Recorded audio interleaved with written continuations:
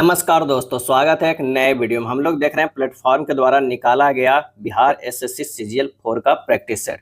आज practice set number 9 देखेंगे। तो आइए शुरू करते हैं फुल सॉल्यूशन के साथ। प्रैक्टिस सेट नंबर 9, विश्व का सबसे लंबा बांध कौन सा है? विश्व का सबसे लंबा बांध कौन है? तो आंसर हो जाएगा ऑप्शन ए, हीराकुंड बांध जो है सबसे लंबा है। और ये उड़ीसा में किस नदी पर है? तो ये महानदी पर है और ये 4800 मीटर जो है लंबा है। उत्तराखंड में स्थित टिहरी बांध भागीरथी नदी पर यह भारत का सबसे ऊंचा बांध है। अगर बात किया जाए टिहरी बांध का, क्या है, अगर बात किया जाए किस बांध का, तो टिहरी बांध का। तो टिहरी बांध जो है वो भागीरथी नदी पर है और भारत का सबसे ऊंचा बांध है। भारत का सबसे ऊंचा बांध है टिहरी, और सबसे लंबा बांध विश्व का जो है वो हीराकुंड बांध है। पंजाब में भाखड़ा नागल बांध जो है सतलज नदी पर, जो भारत का सबसे ऊंचा गुरुत्वीय बांध है। नागार्जुन सागर बांध किस नदी पर है? तो कृष्णा नदी पर है। भारत का प्रथम बहुराष्ट्रीय जो है नदी घाटी परियोजना जो है डीवीसी, वो है क्या है? दामोदर वैली कारपोरेशन है। क्या दामोदर वैली कारपोरेशन है। उसकी स्थापना 1948 ईस्वी में जो है वो किया गया था। वर्ष 2011 की जनगणना के अनुसार भारत का दूसरा सर्वाधिक जनसंख्या वाला शहर कौन सा है? इसका सही आंसर जो होगा वो दिल्ली हो जाएगा। पहले स्थान पर जो था वो कौन था? मुंबई था। दूसरे स्थान पर जो है दिल्ली। दिल्ली जो है रायसीना पहाड़ी पर स्थित है। क्या स्थित है? अनंग पाल तोमर ने दिल्ली की स्थापना की थी। अनंग पाल तोमर ने दिल्ली की स्थापना की थी। टोक्यो जापान की राजधानी, विश्व के सबसे अधिक आबादी वाला शहर है टोक्यो। क्या है? टोक्यो। 2011 की जनगणना के अनुसार सर्वाधिक जनसंख्या वाला शहर भारत का तो वो है मुंबई, महाराष्ट्र का, जो सालसेट द्वीप पर स्थित है। किस पे स्थित है? सालसेट द्वीप पर स्थित है। चलिए अगले प्रश्न पे आते हैं। महाराष्ट्र में पाई जाने वाली काली मिट्टी का दूसरा नाम क्या है? तो रेगुर मिट्टी है। क्या है? रेगुर मिट्टी कहते हैं। काली मृदा जो है कपास की खेती के लिए बहुत ही उपयुक्त होती है और इसे काली कपास मृदा के नाम से भी जाना जाता है। और इस मिट्टी का काला रंग टिटेनी, फेरस, मैग्नेटाइट एवं जीवाश्म की उपस्थिति के कारण होता है। इस मिट्टी का निर्माण बेसाल्ट चट्टानों के टूटने फूटने से होता है और इसमें आयरन, चूना, एल्युमिनियम एवं मैग्नीशियम की जो है बहुलता होती है। क्या है? होती है। नेक्स्ट प्रश्न है कि अबनूस, महोगनी और शीशम के पेड़ किस प्रकार के जंगल का हिस्सा है? और यह है उष्णकटिबंधीय सदाबहार वन। क्या है? उष्णकटिबंधीय सदाबहार वन का हिस्सा है। उष्णकटिबंधीय सदाबहार वन में पाई जाने वाले मुख्य वृक्ष प्रजातियां में है रोजवुड, महोगनी, एनी, आबुनीस, आर्किड, सिनकोना, ये सब है। अंडमान निकोबार उष्णकटिबंधीय सदाबहार वनस्पतियों का घर कहलाता है। अंडमान निकोबार।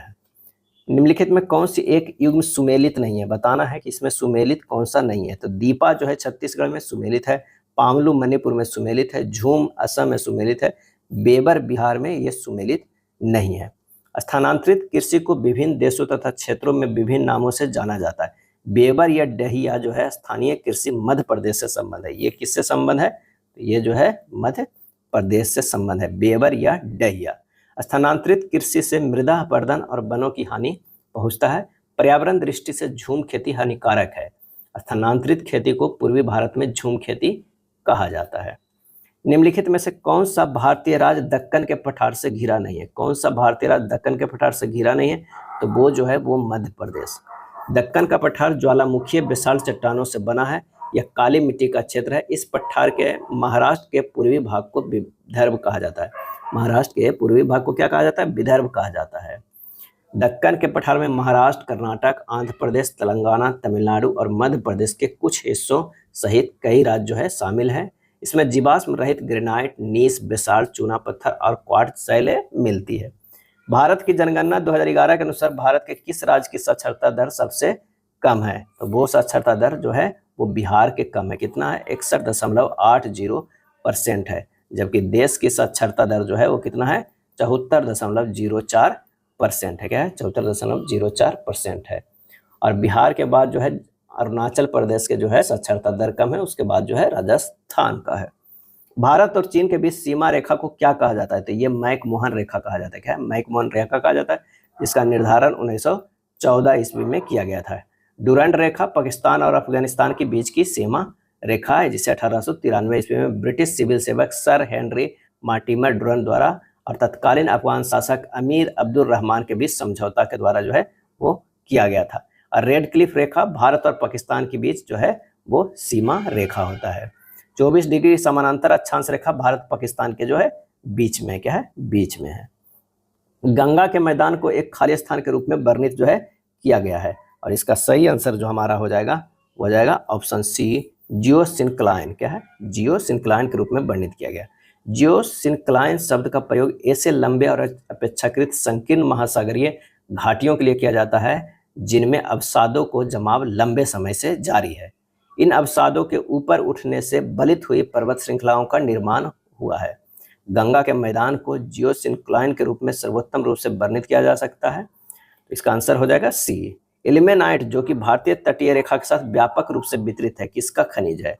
और इसका है टाइटेनियम का। क्या है? टाइटेनियम का है। इल्मेनाइट अयस्क से टाइटेनियम जो है प्राप्त किया जाता है। इल्मेनाइट बालू के साहचर्य में र्यूटाइल, जिरकॉन, सिल्मेनाइट तथा मोनोजाइट आदि खनिज के रूप में मिलता है। इल्मेनाइट का उपयोग आजकल टाइटेनियम श्वेत नामक श्वेत तेल के रंग के निर्माण में किया जाता है। ए किसी काम को 10 दिनों में करता है, वह 4 दिन काम करता है और फिर काम बंद कर देता है। बी शेष काम को 9 दिनों में पूरा करता है। ए और बी साथ मिलकर उस काम को कितने दिनों में पूरा करेंगे? तो यानी ए का जो है 10-4, क्या है? 10 दिनों में पूरा कर, 10-4 दिन का कार्य है, बराबर जो है बी का 9 दिन का कार्य। क्या है? 9 दिन का कार्य बराबर है, क्योंकि बी शेष काम को 9 दिनों में पूरा करता है। अब क्या होगा? ए बटा बी बराबर 9/6 यानी 3/2। कुल कार्य निकल जाएगा इससे। कुल कार्य हो जाएगा 10 गुना ए बराबर यानी 10 गुना 3 बराबर 30 यूनिट। क्या है? 30 यूनिट। ए और बी दोनों मिलकर कार्य समाप्त करेगा तो 30/3 + 2 यानी 30/5 कितना हो जाएगा? 6 दिन हो जाएगा। आंसर हमारा जो है वो ए हो जाएगा। एक व्यक्ति 5 वर्ष के लिए 5% के वार्षिक साधारण ब्याज दर पर 5,000 का निवेश करता है। 5 वर्ष के अंत में वह पूरी धनराशि को उसी ब्याज दर पर अगले 3 वर्षों के लिए फिर से निवेश करता है। 8 वर्ष के अंत में व्यक्ति द्वारा अर्जित कुल ब्याज जो है वो कितना है? तो पी जो है यहाँ कितना है? 5,000 है। टी बराबर जो है 5 वर्ष है। आर बराबर जो है 5% है। तो साधारण ब्याज बराबर हो जाएगा 5,000 गुना 5 गुना 5/100, ये हो जाएगा 1250। क्या है? 1250। अब नई निवेश धनराशि कितना हो गया? तो ये हो गया 5,000 प्लस 1250, ये हो जाएगा 6250। अब नई ब्याज कितना हो गया? तो 6250 गुना 3 गुना 5, 3 वर्षों के लिए फिर से निवेश करता है, 3 गुना 5 अब बटा 100, तो ये हो जाएगा 937.5। 937 और 1250 जोड़ देंगे तो कितना? 2187.5 जो है हमें ब्याज मिला है। तो अर्जित कुल ब्याज सिर्फ पूछ रहा है तो 2187.50 हो जाएगा। ए और बी एक काम को क्रमशः 30 दिन और 40 दिन में पूरा कर सकते हैं। वे साथ मिलकर काम करना शुरू करते हैं, लेकिन एक निश्चित समय के बाद ए काम छोड़ देता है और बी शेष काम को 25 दिनों में पूरा करता है। ए कितने दिनों के बाद काम छोड़ता है? तो यहाँ पहले ए जो है वो 30 दिनों में और बी जो है 40 दिनों में काम खत्म करता है। एलसीएम ले लेंगे, 120 कुल कार्य हो जाएगा।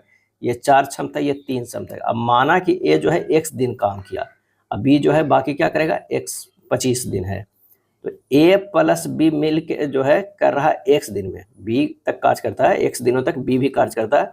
ए प्लस बी गुना x प्लस 25 गुना बी बराबर टोटल कार्य कितना हुआ? 120 कार्य, यानी 4 + 3 x प्लस 25 गुना 3 बराबर 120। 7x बराबर 45, तो x बराबर जो होगा 45/7 यानी 6.3/7 जो है वो दिन हो जाएगा। आंसर हमारा जो है वो सी हो जाएगा। क्या है? सी हो जाएगा। श्री कालरा ने अपने बेटे के शिक्षा के खर्चों को पूरा करने के लिए 1,35,000 ऋण पर लिए। यदि वार्षिक रूप से संयोजित ब्याज की दर 12% वार्षिक है तो 2 वर्ष 3 माह के बाद उन्हें ऋण चुकता करने के लिए कितनी धनराशि कमानी होगी? यानी ऋण की राशि जो है 1,35,000 है, समय 2 वर्ष 3 माह है, दर 12% वार्षिक तथा 3% जो हो जाएगा तिमाही का हो जाएगा।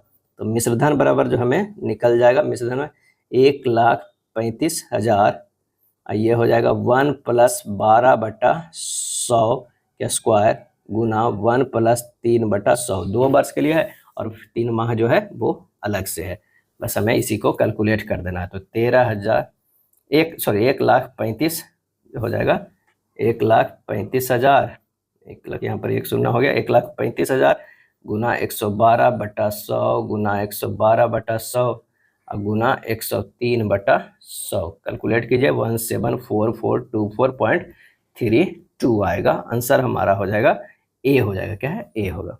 एक पुलिसकर्मी 250 मीटर की दूरी से एक चोर को देखता है। जब पुलिसकर्मी चोर को पीछा करना शुरू करता है तो चोर भी भागने लगता है। मान लीजिए कि चोर की चाल 10 किलोमीटर पर घंटा और पुलिसकर्मी की चाल 12.5 जो है किलोमीटर पर घंटा है, तो पकड़े जाने से पहले चोर कितनी दूरी भाग चुका होगा? तो दोनों एक ही दिशा में भाग रहे हैं, तो सापेक्ष चाल जो हो जाएगा, सापेक्ष चाल बराबर जो हो जाएगा वो कितना हो जाएगा? 12.5 माइनस 10 यानी 2.5 किलोमीटर बराबर हो जाएगा।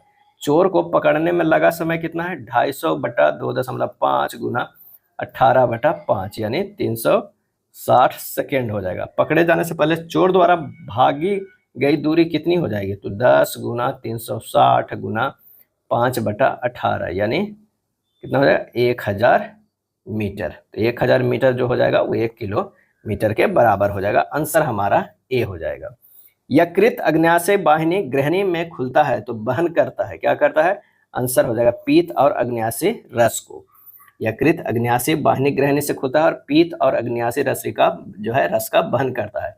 अग्न्याशय और पीत नली, पीत प्रणाली मिलकर पाचन तंत्र का एक महत्वपूर्ण जो हिस्सा बनती है। प्रजनन विभिन्न प्रकार का होता है। किसी जीवधारी द्वारा अपनाए जाने वाला जनन का प्रकार निर्भर करता है, किस पे निर्भर करता है? इसका सही आंसर जो हमारा हो जाएगा वो होगा डी, जीवधारी के आवास, कार्य की और आनुवंशिक संरचना पर। एसआई पद्धति में सार्वत्रिक गैस नियतांक आर का जो है वो मात्रक क्या है? आर का मात्रक है जूल पर केजी पर मोल हो जाएगा। आंसर हमारा जो हो जाएगा वो 18 के सी हो जाएगा। पीवी बराबर हमारा फार्मूला होता है एनआरटी होता है। क्या? एनआरटी होता है। तो सार्वत्रिक गैस नियतांक आर बराबर जो हो जाएगा पीवी वाई जो है वो एनटी हो जाएगा। क्या है? एनटी हो जाएगा।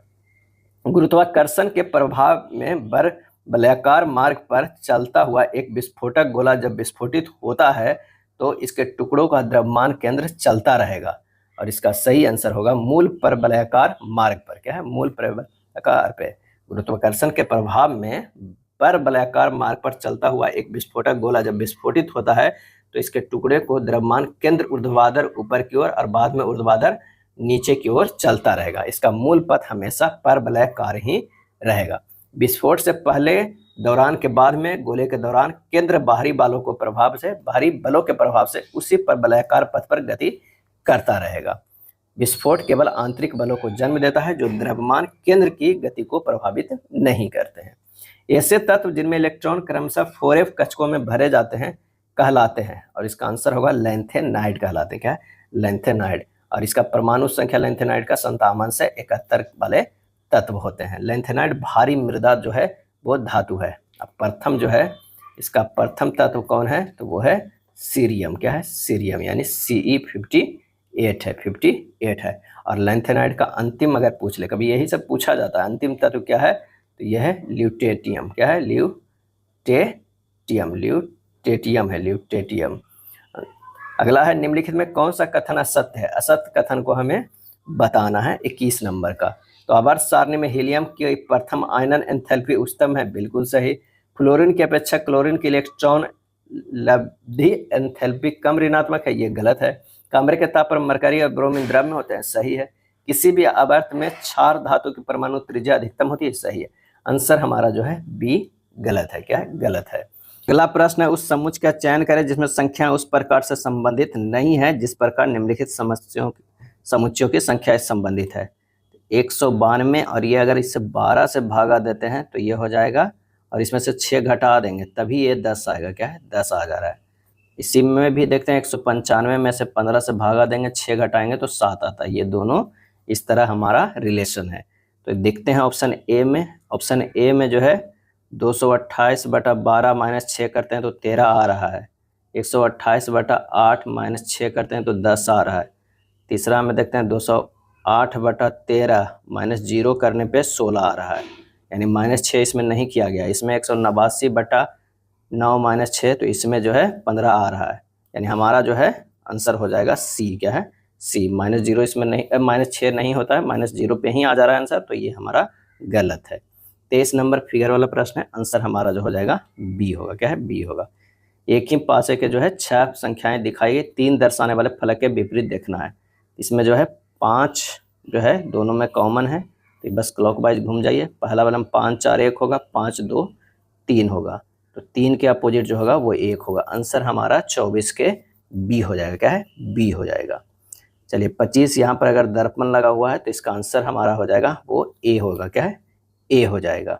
26 नंबर प्रश्न भी काफ़ी आसान है, इसका आंसर हो जाएगा सी हो जाएगा। 27 नंबर का क्या है कि दी गई आकृति किससे पूरी तरह सन्निहित है, तो 27 के ए हो जाएगा। क्या है? ए होगा, यहाँ ए होगा। 28 यदि 19 जून 2001 को मंगलवार था तो 14 अगस्त 2007 को सप्ताह का कौन सा दिन होगा। 19 जून से 14 अगस्त 2007 तक देखना है, तो पहले तो 11 जो है वो क्या हमारा हो जाएगा, जून का ही जो बच गया वो है, जुलाई का जो है वो 3 हो जाएगा, अगस्त को आप 14 ले चुके हैं। फिर 3 साल जो है वो 3 दो कितना हुआ, 1 से लेकर 7 तक है, तो 6 साल हमको ये लेना है। तो 6 साल में 5 साल एक लीप ईयर आता है, 5 साल ये हो गया, एक लीप ईयर 2 साल हो, 7 हो गया। अब बटा 7 से भागा दीजिए, ये हो जाएगा 35/7 यानी 0 दिन आ जाएगा। यानी 14 अगस्त 2007 मंगलवार पड़ रहा है तो 0 दिन, तो ये भी मंगलवार पड़ेगा। आंसर हमारा ए होगा। 29 नंबर जो है ये भी ऐसा प्रश्न जो है आसान होता है, बस इसे अच्छे से दिखाना। श्रीमान आई बिंदु से जे ड्राइव करना शुरू करता है, आई बिंदु से शुरू करता है। तो चलिए अब आई बिंदु से हम शुरू करते हैं और पश्चिम की ओर 5 किलोमीटर जाता है। कहीं से आप शुरू कीजिए, आई जो है बिंदु जे से शुरू कर रहा है, तो ये पश्चिम की ओर कितना है, 5 किलोमीटर। फिर वहाँ से जो है दाएं मुड़ता है और 7 किलोमीटर ड्राइव करता है, यहाँ से जो है 7 किलोमीटर ड्राइव करता है। फिर दाएं मुड़ता है और 11 किलोमीटर ड्राइव करता है। क्या है? 11 किलोमीटर ड्राइव करता है, ये 11 किलोमीटर हो जाएगा। फिर वह बाएं मुड़ता है और 2 किलोमीटर ड्राइव करता है, ये 2 किलोमीटर ड्राइव करता है, 2 किलोमीटर ड्राइव करता है। उसके बाद है दाएं मुड़ता है, 4 किलोमीटर ड्राइव करता है, ये 4 किलोमीटर ड्राइव करता है। फिर वह अंतिम दाएं मुड़ता है और 9 किलोमीटर ड्राइव करता है, तो ये 9 तो इसके सामने ही पहुंच गया, 9 ड्राइव करता है, बिंदु के तक पहुंचता है, के तक पहुंचता है। अब जे पर पुनः पहुंचने के लिए कितनी दूर और किस दिशा में, तो इसे ड्राइव तो करना है पश्चिम की ओर, एक ही ऑप्शन है पश्चिम वाला, तो आंसर हमारा जो हो जाएगा डी हो जाएगा। क्या है? डी हो जाएगा। चलिए नेक्स्ट देखते हैं। एक निश्चित कूट भाषा में बेस्ट को जो है वो 60 लिखा जाता है, ब्रांडेड को 84, तो इसका कैसे लिखे जाएंगे, तो यहाँ पर जो है WASTE, ये कितना है, 5 है, 5 है, उसको 12 से गुना करते हैं तो 60,000 है। ये 3 3 1 7 है, 7 गुना 12 करते हैं तो 84 आ रहा है। ये कितना है, 3 3 6 3 9 2 क्या है, 11, 11 गुना 12 करेंगे तो 132 आ जाएगा। आंसर हमारा जो हो जाएगा सी हो जाएगा। क्या है? सी होगा। एक निश्चित कूट भाषा में चेक को इतना लिखा जाता है, सर्च को इतना लिखा जाता है, उसी भाषा में पृष्ठ को कैसे लिखा जाएगा, तो यहाँ पर क्या है, व्यंजन अक्षर को स्थानीय मान से 2 से गुना कर रहा है, क्योंकि सी जो है व्यंजन है और 6 सीधे कर दिया गया है, तो CHECK है, यानी इसका 3 8 5 3 11 है, लिखा गया है 6 16 है ना, 5 6 22, यानी जितने भी व्यंजन उसको डबल कर दिया गया और वावेल को जो है वो सेम ही क्या रखा है, कितना रखा गया है, वो एक ही गुना रखा गया। ये देखिए 5 गुना एक ही किया गया है। तो बस हमें PRIEST को जो है देखना है। पी के अगर हम मान लिया कि 16 होता है तो इसको गुना 2 कर देते हैं तो 32 हो जाता है। आर का 18 होता है, इसको गुना 2 कर देंगे तो ये 36 हो जाएगा। आई के तो 9 ही रख देंगे, ई को 5 ही रखेंगे, एस के जो है 19 होता है तो 38 हो जाएगा, टी के 20 होता है तो ये 40 हो जाएगा। तो आंसर हमारा आ जाएगा बी आएगा। कौन सी बागान फसल नहीं है, बागान फसल जो है वो नहीं है, और इसका सही जवाब हो जाएगा वो है मोटे अनाज। मोटे अनाज जो है वो बागान फसल नहीं है। ज्वार बाजरा मक्का और मड़ुआ जैसे मोटे अनाज में पौष्टिकता की भरमार होती है, ये सभी मोटे अनाज में आते हैं। ज्वार का ज़्यादातर उपयोग डबल रोटी के उत्पादन के लिए हो रहा है। चाय तंबाकू कॉफ़ी उद्दीपक फसल के वर्ग में आते हैं। क्या है? आते हैं। चलिए नेक्स्ट प्रश्न है कि बिहार के खाली स्थान जिले में नागी बंदी स्थित है, तो ये जमुई में। नागी नकटी कहाँ है? जमुई में है, जिसे हाल फिलहाल में जो है वो रामसर स्थल के रूप में शामिल किया गया है, और ये 81वें और 82वें रामसर स्थल घोषित किया गया था। नागी और नकटी का ये जलाशय प्रवासी पक्षियों के लिए जो है प्रसिद्ध है। क्या है? प्रसिद्ध है। अमरकंटक पहाड़ी में जो है कौन सी नदी निकलती है? अमरकंटक पहाड़ी से तो ये निकलती है सोन और नर्मदा जो है वो दोनों निकलती है।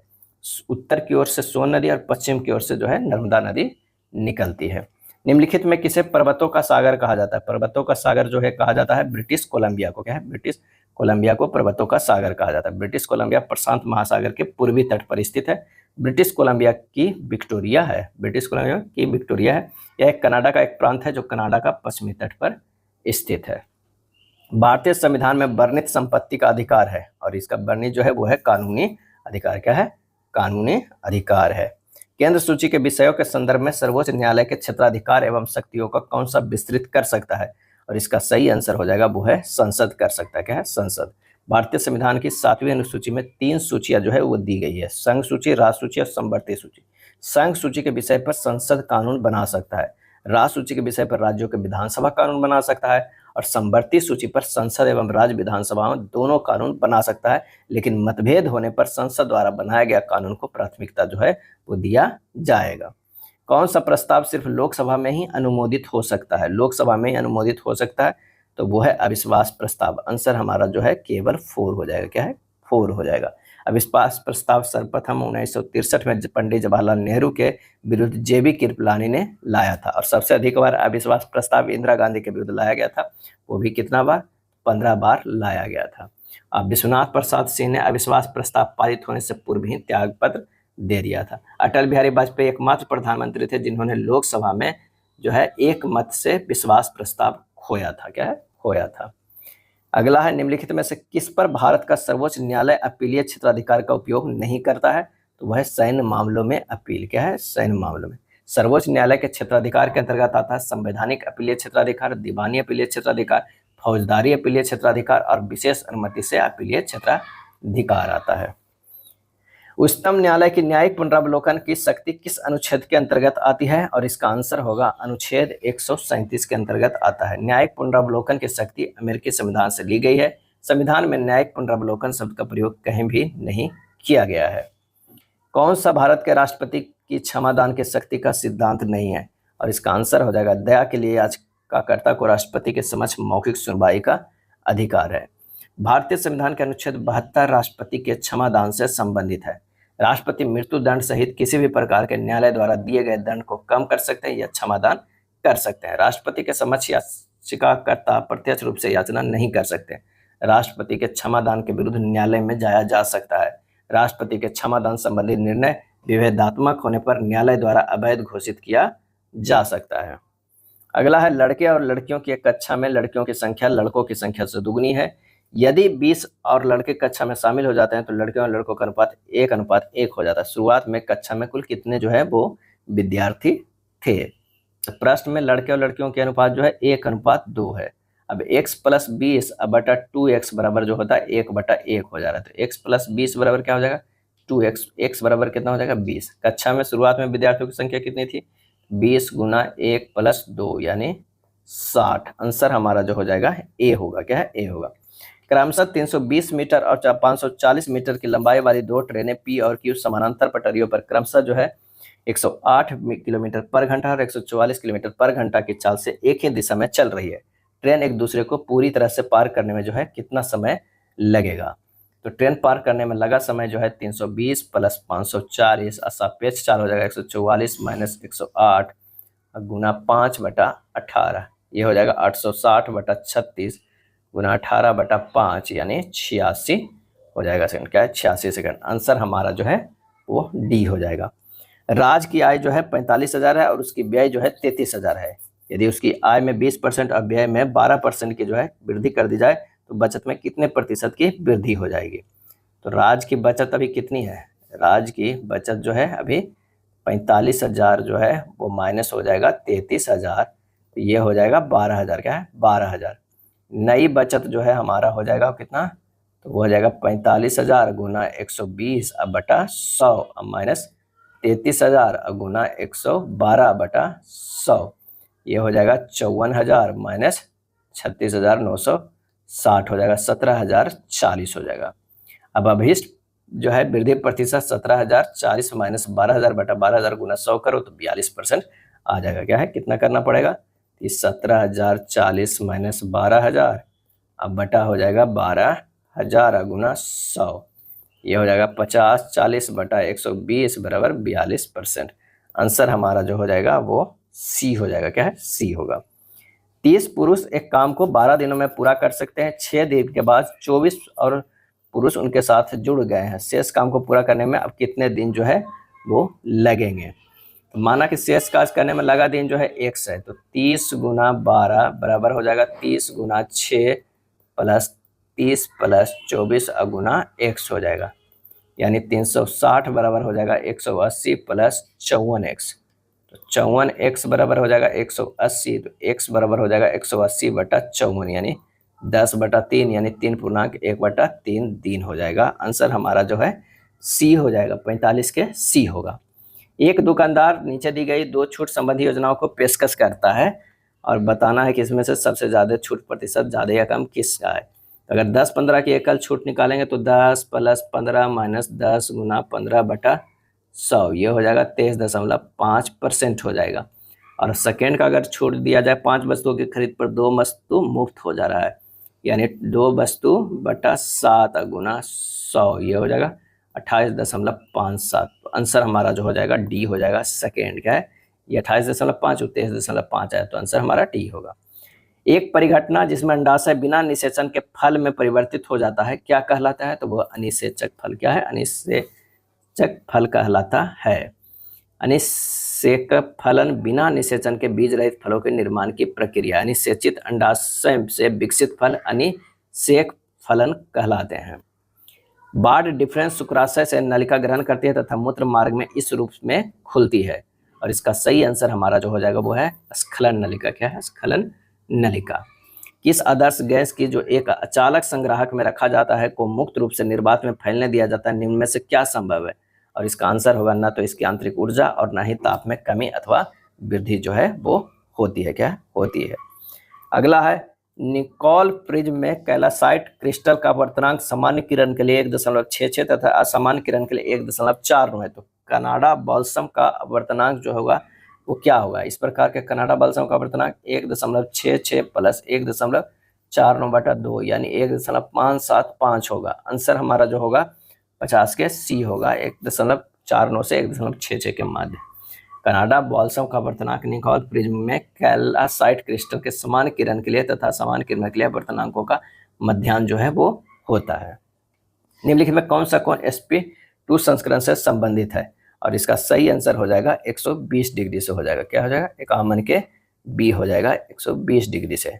sp जो है वो 180 डिग्री से है।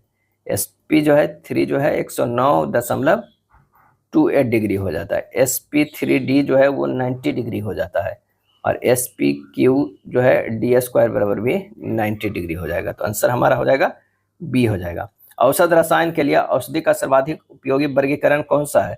तो वो हो जाएगा लक्ष्य अणुओं के आधार पर। लक्ष्य जो है अणुओं के आधार पे। अगला प्रश्न है कि निम्नलिखित विकल्पों में कौन सी संख्या दी गई श्रृंखला में प्रश्न चिन्ह के स्थान पर आएगी? तो यहाँ देखिए 43 से 47 गया है, प्लस 4 47 से जो है 51 से 5, तो ये भी 52 से जो 4 करेंगे तो ये हो जाएगा 56, 56 से 4 60। आंसर हमारा जो हो जाएगा सी हो जाएगा।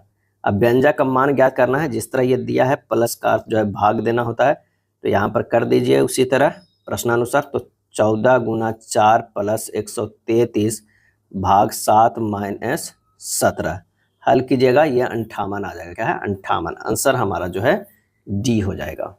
चलिए ब्लड रिलेशन का प्रश्न है। ए प्लस बी का अर्थ हुआ जो ए जो है वो बहन है किसका? बी का।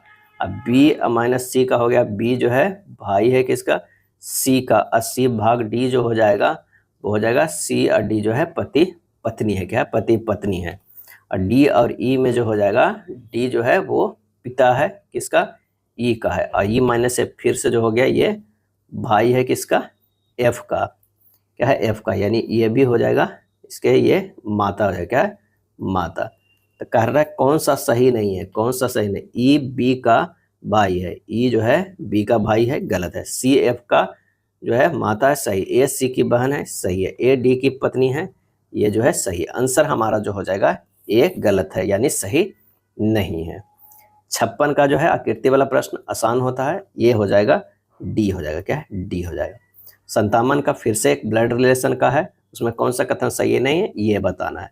तो सी और एम का जो है कि सी जो है वो माँ हो जाएगा, एम का एम और एस में है, एम जो है भाई हो जा रहा है एस का, एस और के में जो है ये भी भाई हो जा रहा है, के एस के का भाई हो जा रहा है एस, के इंटू आर, यानी के और आर जो है पति पत्नी है, आर हैशटैग टी, यानी टी का जो है बहू है, ये जो हो जाएगा ये बहू है, ये बहू होगा, यानी सी और टी जो है पति पत्नी। देखिए यहाँ ए बी का बहू है, तो ये बहू हो गया।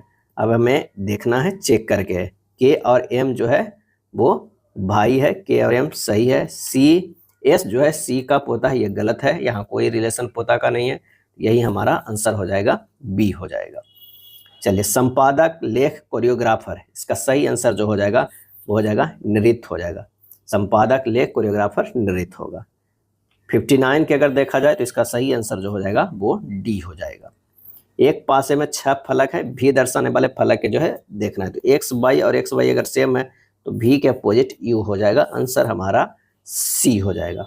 61 की अगर हम बात करते हैं तो 218 से 231 है प्लस 13 किया गया है, 231 से 48 जो है प्लस 17 किया गया है, और 248 से 267 प्लस 19 किया गया है। तो अभाज्य संख्या का बढ़ता हुआ क्रम है, तो अगला अभाज्य 19 के बाद कौन है, 23 है, तो 267 और 23 जोड़ेंगे तो ये हो जाएगा 290, आंसर हमारा जो है डी होगा। 62 की अगर बात करें तो इसका आंसर हो जाएगा ए होगा। 63 नंबर प्रश्न है कि निम्न में से कौन सा मूल अधिकार आपातकाल के समय भी निलंबित नहीं हो सकता है, तो वो है जीवन की सुरक्षा का अधिकार जो है निलंबित नहीं हो सकता है। भारतीय संविधान में 3 प्रकार के आपातकाल है, कौन कौन है, एक तो है जो राष्ट्रीय है वो 352 के तहत लगता है, एक है राष्ट्रपति शासन, राज्यों में राष्ट्रपति शासन, ये 356 तरह के, एक वित्तीय आपातकाल है, क्या है, वित्तीय आपातकाल है, ये 360 के तहत जो है वो लगता है। राष्ट्रीय आपातकाल में भी अनुच्छेद 20 और 21 को समाप्त नहीं किया जा सकता है, और अनुच्छेद 21 में प्राण एवं दैहिक स्वतंत्रता का प्रावधान है, जिसे विधि द्वारा स्थापित प्रक्रिया के आधार पर वंचित किया जा सकता है, अन्यथा नहीं। तो आंसर हमारा कौन सा हो जाएगा, तो ये हो जाएगा बी सही। 64 की कह रहा है कि राज्यसभा के सेवानिवृत्ति होने वाले सदस्यों के संबंध में कौन सा कथन जो है सत्य है, और इसका आंसर होगा डी, उनकी कितनी भी बार पुनः मनोनयन हो सकता है। राज्यसभा के सदस्य 6 वर्ष के लिए जो है वो क्या होते हैं, निर्वाचित होते हैं, क्या है, निर्वाचित होते हैं। राज्यसभा के सदस्य 1 से अधिक बार निर्वाचित हो सकते हैं। अगर न्यूनतम आयु की बात करें, ये भी प्रश्न पूछा जाता है, 30 वर्ष है, क्या है, 30 वर्ष है, और 1/3 सदस्य जो है 2 वर्ष के बाद अपना कार्यकाल पूरा कर जाता है।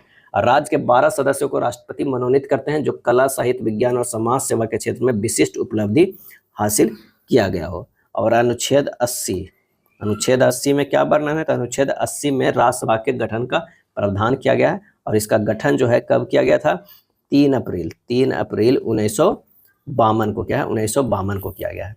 अब सोच लीजिए कि अगर 3 अप्रैल, ध्यान रखिएगा, एक अच्छा कॉन्सेप्ट बता रहे हैं, 3 अप्रैल 1952 को राज्यसभा में सभी सदस्य अगर मनोनीत हुए होंगे टोटल फुल फेज में, क्या है, फुल फेज में, तो ये इनका कार्यकाल तो 6 वर्ष तक चलना चाहिए, लेकिन फिर अगले बार फिर 6 वर्ष में, तो ये जो 1/3 का नियम है वो कैसे हटेगा। तो रूल क्या बना था शुरुआत में कि पहले जो है वो 6 फुल पेज में सबको लिया गया था, और 1/3 को जो है ना चीट निकाल के जिसका नाम जो है एक बक्सा में सभी का नाम रखा गया था, उसमें 1/3 को चीट निकाल दिया गया था 2 वर्ष के बाद, और जिनका निकल गया चीट उनका राज्यसभा की सदस्यता खत्म हो गई 2 साल के बाद।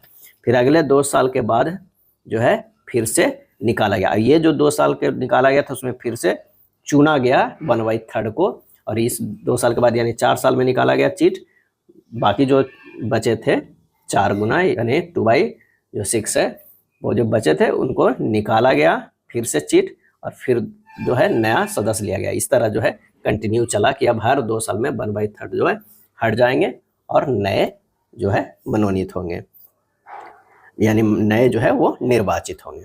नील विद्रोह किसके बारे में था, और इसका सही आंसर जो हमारा हो जाएगा सी, रैयत नील की खेती नहीं करना चाह रहे थे, पर उनसे एक अमान्य मूल्य पर जबरदस्ती जो है करवाई जा रही थी, क्या है, करवाई जा रहे थे। दीनबंधु मित्र ने नील दर्पण, क्या है, नील दर्पण नाटक कब लिखा, तो 1859 ईस्वी में लिखा था। अगला है 1875 के दक्कन के दंगों का तात्कालिक कारण क्या था, और इसका आंसर होगा अकाल की छाया। अकाल की छाया दक्कन क्षेत्र में 1875 से 79 के बीच भारी जो है वो अकाल आया था। दक्कन विद्रोह के कारणों में ऊंची ब्याज दर, किसानों का शोषण, अधिक भू राजस्व की दर, अकाल आना आदि था। गांधी जी के विदेशी वस्तुओं के बहिष्कार के आंदोलन का लक्ष्य क्या था? और वो था कुटीर उद्योगों को प्रोत्साहन देना था। भारत में स्वदेशी, स्वराज, स्वभाष, स्वराज जैसे शब्दों का प्रयोग सर्वप्रथम दयानंद सरस्वती द्वारा किया गया था। और दयानंद सरस्वती ने कहा था कि विदेशी राज कितना भी अच्छा क्यों न हो, स्वदेशी राज का स्थान नहीं ले सकता है। 1895 में स्वराज विधेयक बाल गंगाधर तिलक ने लाया था। स्वदेशी आंदोलन में स्वदेशी विचारधारा की महत्वपूर्ण भूमिका जो है वो निभाई गई थी। दिल्ली में किस सुल्तान ने स्वयं को नियाबत ए खुदाई कहा था? नियाबत ए खुदाई कहा था। और इसका सही आंसर जो हो जाएगा वो हो जाएगा बलबन। क्या है? बलबन। बलबन ने राज्य तत्व सिद्धांत दिया जो दैवीय उत्पत्ति सिद्धांत से संबंध है। बलबन का सबसे बड़ा देन सुल्तान के पद और प्रतिष्ठा को पुनः स्थापित करना है। उन्होंने नवरोज का त्योहार, सिजदा और पैबोस प्रथा को भी लागू किया। रक्त और लौह नीति का भी प्रतिपादन किया। इन्होंने अपने को अफरसियाब का वंशज घोषित किया। अफरसियाब फारस का सूरबीर जो है वो वंश था। अफरसियाब वंश का उल्लेख फिरदौसी ने शाहनामा पुस्तक में किया है। कवि कालिदास किसके राज कवि थे? किसके राज कवि थे? और इसका सही आंसर जो हमारा हो जाएगा चंद्रगुप्त विक्रमादित्य के थे। क्या है? चंद्रगुप्त विक्रमादित्य के। मेघदूत, ऋतु संहारम, रघुवंशम, विज्ञान शकुंतलम, मालविकाग्निमित्रम, विक्रमोर्वशीयम जैसी पुस्तकें कालिदास द्वारा जो है रचित है। मुगल काल में खाली स्थान उत्तर पश्चिम भारत का एक महत्वपूर्ण हस्तशिल्प उत्पादन और वितरण केंद्र था।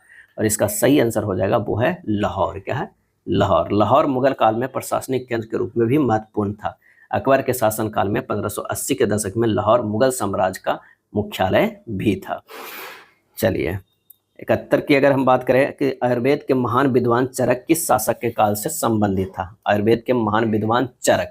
और इसका सही आंसर हो जाएगा कनिष्क के समय। क्या है? कनिष्क। चरक ने चरक संहिता की रचना किया था। कनिष्क का शासनकाल जो है वो है 78 AD से लेके 102 AD तक माना जाता है। कनिष्क के दरबार में नागार्जुन भी रहते थे। क्या रहते थे? नागार्जुन भी रहते थे। सन 1905 के बंगाल विभाजन के समय वायसराय कौन थे? और इसका आंसर होगा लॉर्ड कर्जन। क्या थे? लॉर्ड कर्जन द्वारा बंगाल का विभाजन कर दिया गया था। बंगाल विभाजन की घोषणा जो है 19 जुलाई, क्या है? 19 जुलाई 1905 को हुआ। और बिहार बंगाल का रद्द की घोषणा जो है 11 दिसंबर 1911 ईस्वी को किया गया। बिहार को बंगाल से अलग करने की घोषणा 1911 में की गई और लागू 1912 में जो है वो हुआ बिहार को बंगाल से। अब बंगाल विभाजन के विरोध में स्वदेशी आंदोलन जो है वो चलाया गया था। एक वस्तु को 2000 में बेचने पर अर्जित प्रतिशत लाभ उसी वस्तु को 1200 में बेचने पर हुई प्रतिशत हानि के बराबर है। 20% का लाभ प्राप्त करने के लिए उस वस्तु को किस मूल्य पर बेचा जाना चाहिए? यानी माना कि वस्तु का क्रय मूल्य जो है x है और 2000 माइनस x बराबर x माइनस 1200 ये बराबर है। तो x बराबर कितना हो गया? 1600। अब इस 1600 को हमको 20% के लाभ पर बेचना है तो बस इसे काट दीजिए। एक शून्य से ये हो रहा है 16 12 कितना हो जाएगा? ये हो जाएगा 19 2 0 1920 हो जाएगा। आंसर हमारा जो हो जाएगा वो सी हो जाएगा। क्या है? सी हो जाएगा। चलिए अगले प्रश्न पर है कि एक इतना जो है संख्या दिया हुआ, कौन सी संख्या जो है वो 7 से विभाज्य है? क्या है? 7 से विभाज्य है। तो यहाँ पर चेक करने के लिए 7 से विभाज्य का क्या नियम है? तो जो नियम है हमारा किस करके देखते हैं। 24 96 3 ये विभाज्य नहीं है, ये भी नहीं है, ये हमारा विभाज्य है यानी 24 98 3। आंसर हमारा जो है सी जो है वो विभाज्य है। यदि एक लंबवृत्तीय बेलन के आधार की त्रिज्या 20% बढ़ा दी जाती है और ऊंचाई 30% कम कर दी जाती है तो इसके आयतन में कितने प्रतिशत की वृद्धि होती है? यानी 20% जो है बढ़ा देने पर 20 बटा, पहले 20% को क्या है 20/100 लिखते हैं यानी 1/5 यानी जो है प्लस करेंगे तो 6/5 हो जाएगा। और 30% को हो जाएगा 3/10 है, ये हो जाएगा माइनस अगर करेंगे तो 7/10 क्योंकि 30% कम कर जाए। अब बेलन की आयतन कितना है? पाई r स्क्वायर h है ना। मूल जो है पहले 5 था, r अब 6 कर दिया गया है। और h की अगर हम बात करते हैं पहले 10 था, अब क्या किया गया? 7 कर दिया। r को 2 बार किया गया तो 5 और 6 हो गया। बस ये गुना कर दीजिए। 50 50 दूनी 250 और ये 7 गुना 6 गुना 6 ये 252। अब आयतन में वृद्धि कितना हुआ? 2/250 और गुना 100 क्योंकि ये अंतर जो है यहाँ क्या है? ये अंतर कितने का है, 2 ही का ना है, ये 252 है तो 2 ही का अंतर, 2/250 गुना 100 बराबर 0.8%। 0.8% की जो है वो क्या हो जाएगा, वृद्धि हो जाएगा, ए हो जाएगा आंसर ए। अगला प्रश्न है कि 72 किलोमीटर पर घंटा की चाल से चलने वाली ट्रेन ए के विपरीत दिशा में 63 किलोमीटर पर घंटा की चाल से चलने वाली ट्रेन बी की पूरी तरह से पार करने में 24 सेकंड लगते हैं। ट्रेन बी की लंबाई ट्रेन ए की लंबाई से 1.5 गुनी है। ट्रेन बी पुल को 62 सेकंड में पूरी तरह से पार करती है, तो पुल की लंबाई जो है वो कितनी हो जाएगी। तो माना कि ट्रेन ए की लंबाई जो है x मीटर है, बी की लंबाई जो है 1.5x है। सापेक्ष चाल विपरीत दिशा में कितना हो जाएगा, तो x + 1.5x बटा 24, तो ये हो जाएगा कितना, 72 + 63 गुना 5/18 बराबर हो जाएगा 2.5x बटा 24 हो जाएगा। इसे हल करेंगे तो 135 गुना 5/18 बराबर 2.5x बटा 24। x बराबर हो जाएगा 135 गुना 5 गुना 24 बटा 18 गुना 2.5, यानी ये हो जाएगा 360 हो जाएगा। क्या है, 360। तो अब ट्रेन बी की लंबाई जो है वो कितनी हो जाएगी, तो ट्रेन बी की लंबाई हो जाएगी 1.5 गुना x, यानी 1.5 गुना 360, ये हो जाएगा 540 मीटर। अब माना पुल की लंबाई 22 है, तो ट्रेन जो है पुल को ट्रेन बी द्वारा पार करने में लगा समय जो है 62 है। जब इसे हल करेंगे तो ये हो जाएगा कितना, 540 + 22 बटा 63 गुना 5/18 बराबर ये हो जाएगा 62। यहाँ से जो है 22 का मान निकालिएगा तो ये हो जाएगा कितना, ये हो जाएगा 545 मीटर। आंसर हमारा जो हो जाएगा कौन सा, डी हो जाएगा। पुल की लंबाई कर रहा है यानी 22 का लंबाई, तो 545 मीटर हो जाएगा। नेक्स्ट है 844 बटा 0.844 बटा 84.4 बटा के का मान क्या होगा। यहाँ से के निकाल देते हैं, 84.4 गुना 0.844 बटा 844, 3 को नीचे शून्य कर देते हैं, ये काट देते हैं, यहाँ पर जो है शून्य हो जाएगा, तो 0.0844 हो जाएगा। आंसर हमारा जो हो जाएगा कौन सा, डी हो जाएगा, 77 के डी आ जाएगा। अगले प्रश्न में सबसे अधिक और सबसे कम जिन्स वाले मानव गुणसूत्र जो क्रमशः होते हैं वो कौन सा होते हैं, तो गुणसूत्र 1 एवं 22। क्या है, गुणसूत्र 1 में सर्वाधिक जिन्स कितना होता है, 2968, तथा 22 में सबसे कम जो है 231 होते हैं। क्या है, 231 होते हैं। अगला प्रश्न है कि वे जीव जो पौधे और पशुओं में रोग पैदा करते हैं उन्हें कहा जाता है, क्या कहा जाता है, तो रोगजनक कहा जाता है। रोगजनक बीमारियां उत्पन्न करने वाले सूक्ष्म जीव है। ये जीवाणु, विषाणु, कवक आदि हो सकता है। इलेक्ट्रॉन की तरंग प्रकृति देखी जाती है, इलेक्ट्रॉन की तरंग प्रकृति जो है देखी जाती है इलेक्ट्रॉन विवर्तन द्वारा। लेंज का नियम निम्न में से किसके संरक्षण के लिए आवश्यक है, और इसका आंसर हो जाएगा ऊर्जा का। क्या है, ऊर्जा का। वातावरण के ऊपरी भाग में ओजोन की परत का क्षय होने के लिए निम्नलिखित में से कौन सा जिम्मेदार है, तो वो जिम्मेदार है फ्रियॉन। क्या है, फ्रियॉन एक क्लोरोफ्लोरोकार्बन है जिसके उदाहरण है CF2Cl2, CHF2Cl2, SCF2CHCl2। ये अज्वलनशील, रंगहीन तथा 550 डिग्री सेंटीग्रेड ताप तक अस्थायी है। अगला प्रश्न है कि निम्नलिखित कथनों को पढ़िए और निम्नलिखित प्रश्न का उत्तर दीजिए। ये एक समीकरण है, उसके अनुसार हमें देना है। P और Q में रिलेशन है, तो P जो है वो क्या है, पति पत्नी है Q और R में क्या है, तो Q जो है वो बहन है R का, R और S में जो है ये जो है बहन है S का। अब यहाँ जो है कह रहा है S के पिता, S के जो है ये हो जाएगा पिता, यानी इसके भी तो जो है कोई पिता होंगे, R के भी पिता होंगे। आइए बहन है क्योंकि तो इसके भी पिता होंगे, तो ये P से क्या रिलेशन रखेंगे, तो ये ससुर हो जाएंगे। क्या है, ससुर। आंसर हमारा C हो जाएगा, 83 के C। यदि एक्साइटमेंट शब्द के पहले आधे भाग को व्युत्क्रमित किया जाए तो निम्नलिखित में बाएं छोर से छठे अक्षर के दाईं ओर दूसरा अक्षर कौन होगा, तो करिए TICXEMENT है। क्या, टी है। अब बाएं से छठे, 2 2 4 2 छठे क्या होता है, ई आता है, और बाएं से छोर से छठे अक्षर के दाईं ओर दूसरा अक्षर, तो ये भी ई ही आएगा। तो आंसर हमारा 84 के जो है वो क्या हो जाएगा, ए होगा। 85 के दी गई श्रेणी में अगली संख्या हमें ज्ञात करना है। 320 से 28 प्लस 8 है, 28 से 38 प्लस 10 है, 38 से 50 प्लस 12 है, 50 से 64 प्लस 14 है, 14 से ये 16 हो जाएगा, तो 70 एक 80 आ जाएगा। आंसर हमारा हो जाएगा 380। बेन आरेख में बताना है कि कौन सी संख्या पक्षियों और मनुष्यों को दर्शाती है। पक्षियों और मनुष्यों को जो दर्शाती है तो वो हमें दर्शाएगी वो है 13। क्या है? 13। आंसर हमारा सी होगा। दी गई श्रृंखला में असंगत छवि को ज्ञात करना है।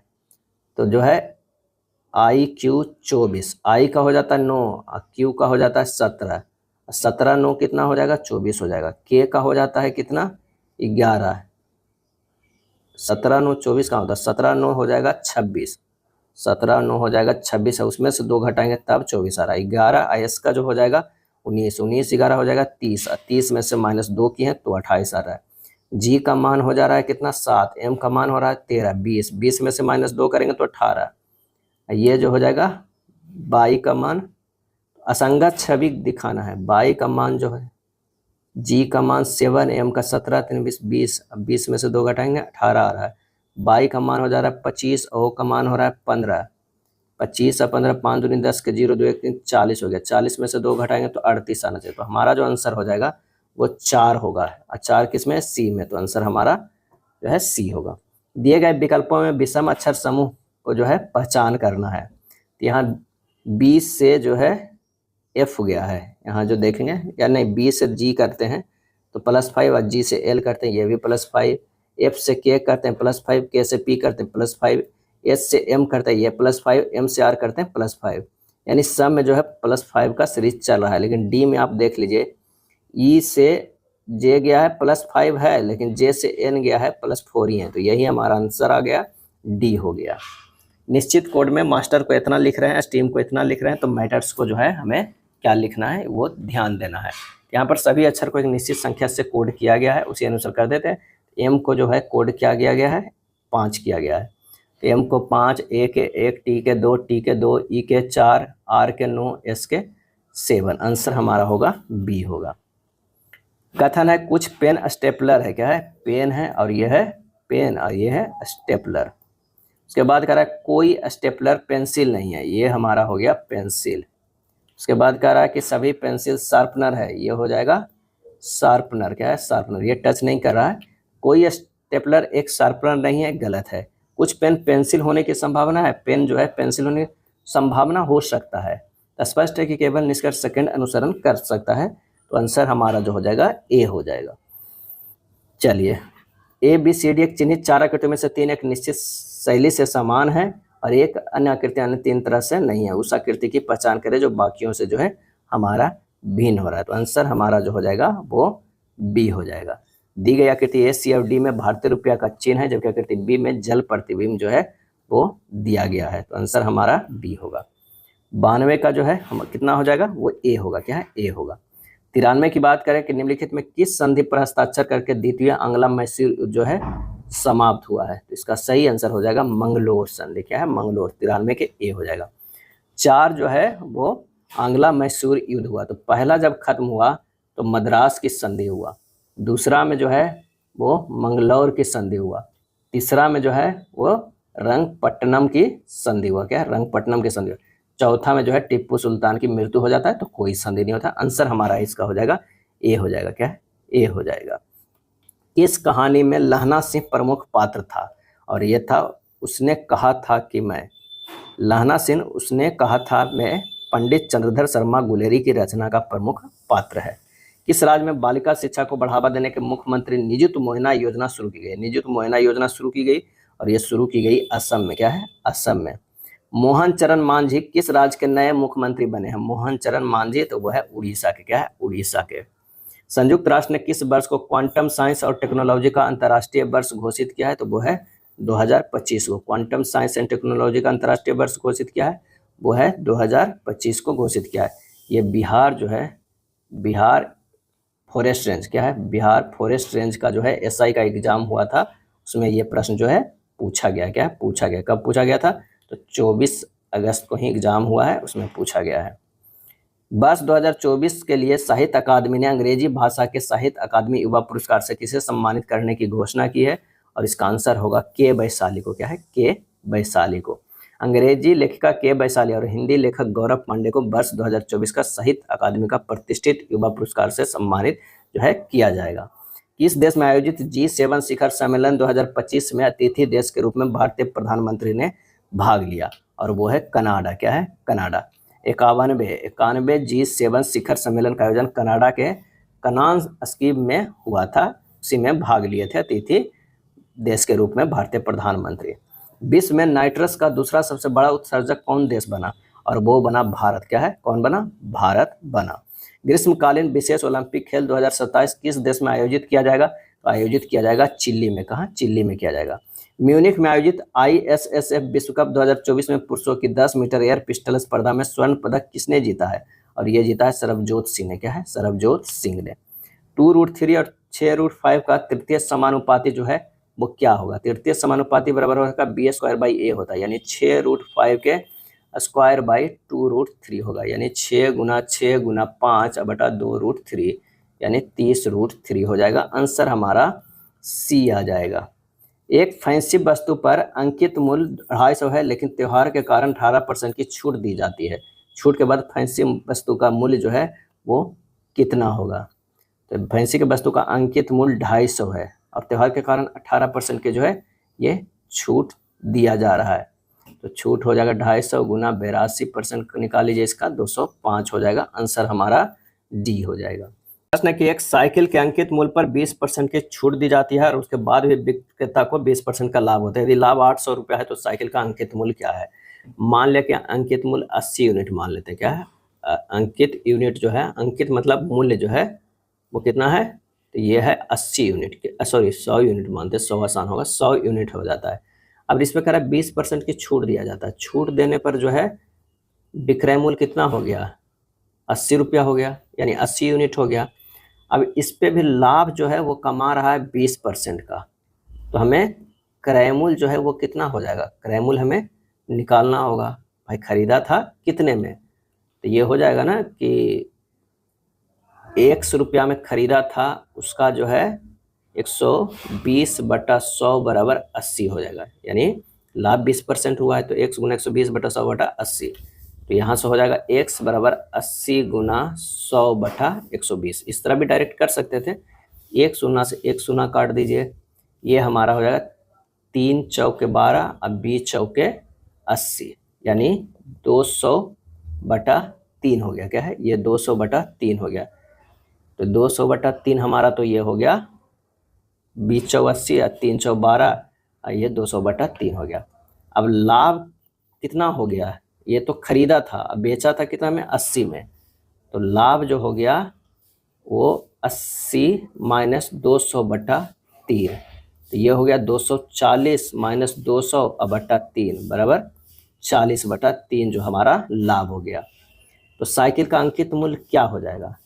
अब कह रहा है कि 40/3 यूनिट जो हुआ लाभ, तब उसको 800 रुपया है। एक यूनिट का कीमत कितना हो जाएगा, तो एक यूनिट का कीमत जो हो जाएगा वो हमारा कितना हो गया, 800 और गुना 3/40, ये 0 से 0 और 4 दूनी बीतिया 60 यूनिट हो गया, 60 यूनिट।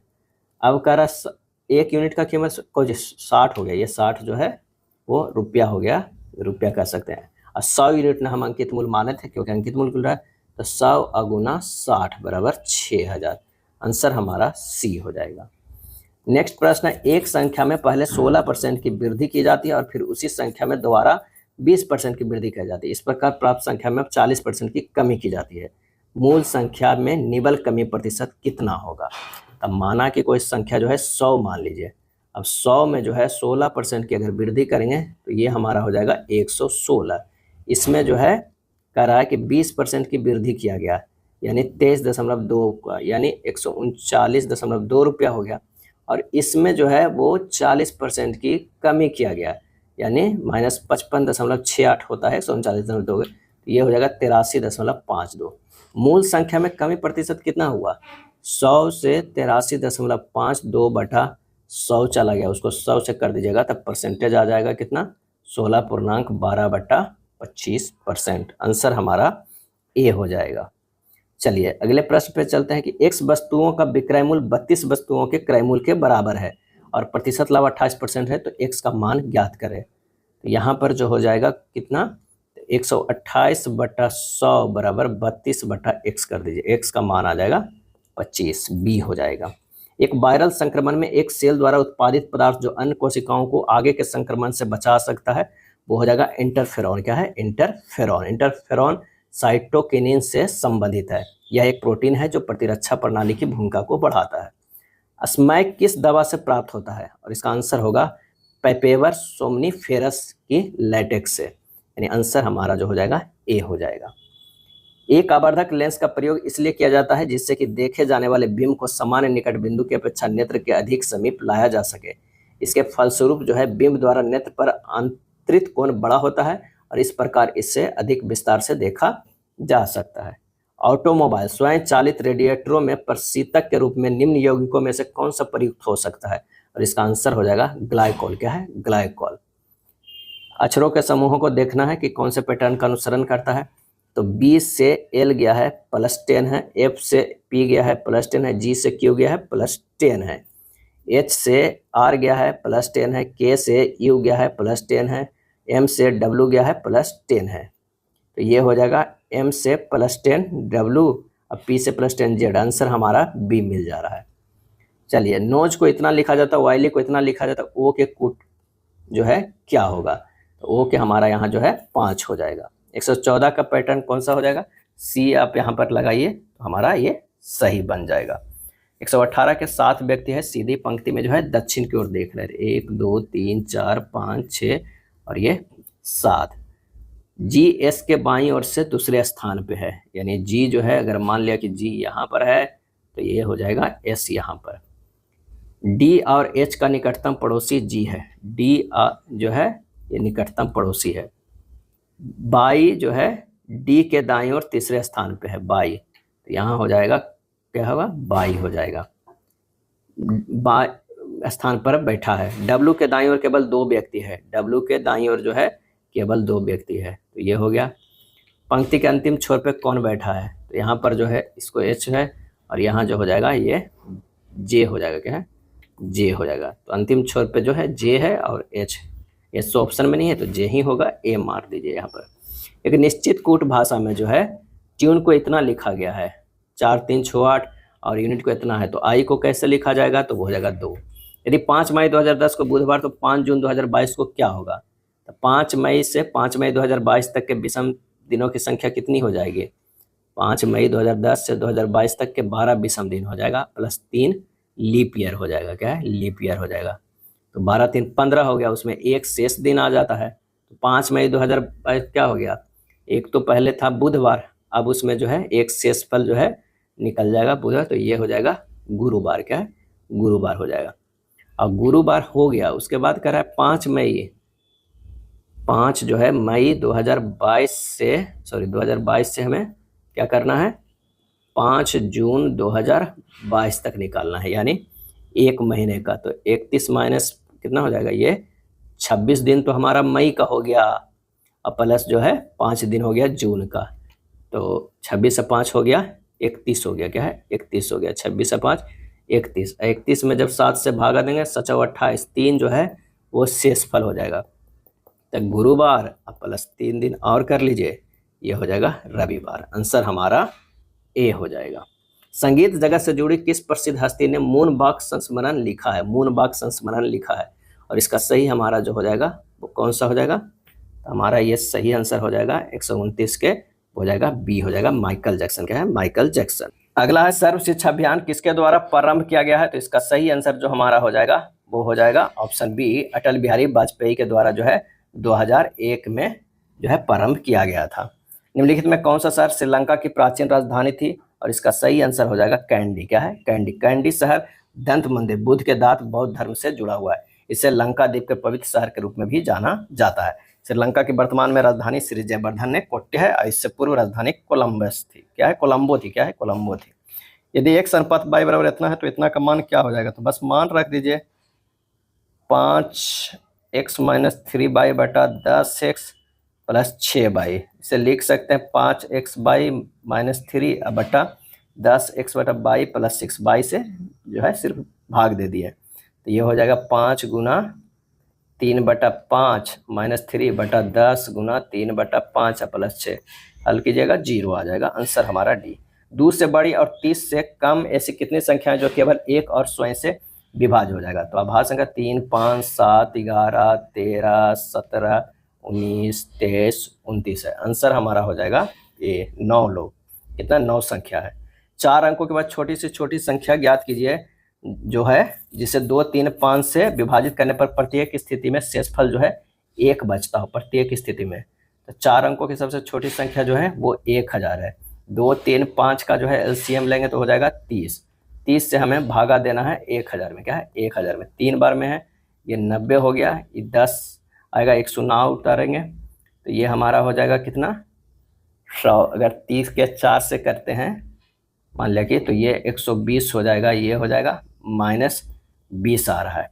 अब यानी 1000 अब प्लस 20 और जोड़ते तो 4 बार में कट जाता, अब प्लस 1 उसमें जोड़ेंगे तो क्या होगा हमारा अक्सर जो है वो क्या हो जाएगा शेषफल 1 बच जाता है। यानी 1021 तो पूरी तरह कटता, 1020 1 जोड़ देंगे 1021, आंसर हमारा हो जाएगा 1021। सबसे छोटी यही होगा। अगर मान ले कि ये 3 बार में करते तो हमारा जो है वो 1000 से नीचे आ जाता है, इसलिए हमें जो है 4 बार करके देखें 120 आ जा रहा है, मैंने 1020 आ जा रहा है। शुभम ने वार्षिक परीक्षा में 600 में से 300 जो है वो 45 अंक प्राप्त किए हैं। परीक्षा में उसके द्वारा प्राप्त अंकों की प्रतिशत हमें ज्ञात करना है। तो अभिष्ट प्रतिशत जो हो जाएगा 345/600 और गुना 100 करना है, 57.5%। आंसर हमारा जो हो जाएगा ए हो जाएगा। क्या है ए हो जाएगा। चलिए इसे हल करना है तो p का मान हमें निकालना है। हल करके ये हो जाएगा 23/8 -3 -5/8 प्लस p/8 इक्वल टू 0। तो ये हो जाएगा 4/8 plus p/8 equal to 0।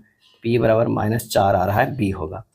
Protoplast है, प्रोटोप्लास्ट क्या है तो आंसर हो जाएगा सी, बिना कोशिका भित्ति के एक पादप कोशिका है।